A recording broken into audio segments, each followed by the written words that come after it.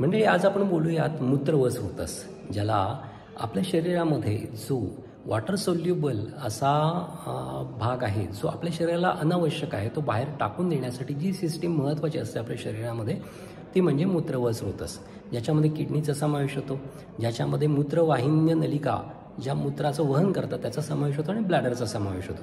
त्याबद्दल थोडक्यात आपण माहिती करून घेऊ, त्याचं स्ट्रक्चर कसं असतं आणि त्याचं कार्य कसं चालतं याबद्दल आपण आज माहिती करून घेऊयात.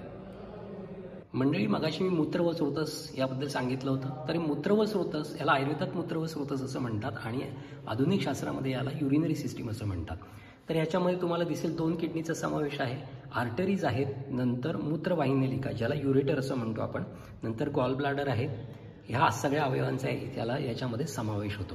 या किडनीचं स्ट्रक्चर जर नीट पाहिलं तर तुम्हाला एक आर्टरी दिसेल आणि एक वेन दिसेल. आर्टरीमधून शुद्ध रक्त किडनीमध्ये जातं आणि व्हेनमधून अशुद्ध रक्त किडनीमधून परत ते हार्टपर्यंत जात असतं.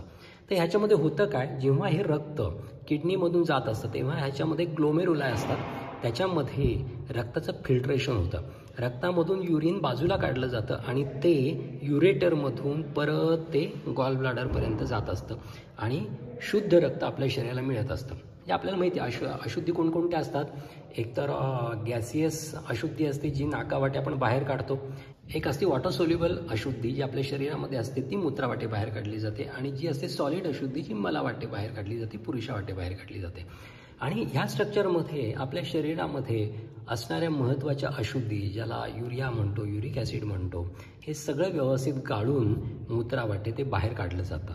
आणि मूत्रावाटे आपल्या शरीरामध्ये त्याला क्लेद असं, आयुर्वेदानुसार क्लेद असं म्हणतात, जो आपल्या शरीराला घातक असतो आणि त्याच्यामध्ये संपूर्ण शरीरातल्या अशुद्धी ह्या मिक्स झालेल्या असतात. मग त्या मिक्स झालेल्या अशुद्धी त्या घामावाटे आणि मूत्रावाटे बाहेर काढल्या जातात आणि आपले शरीर स्वच्छ ठेवलं जातं.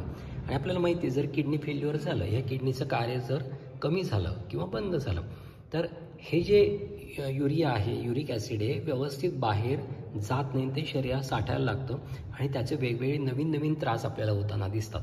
त्यामुळे ह्या किडनीचं स्ट्रक्चर व्यवस्थित राहणं अतिशय महत्त्वाचं आहे.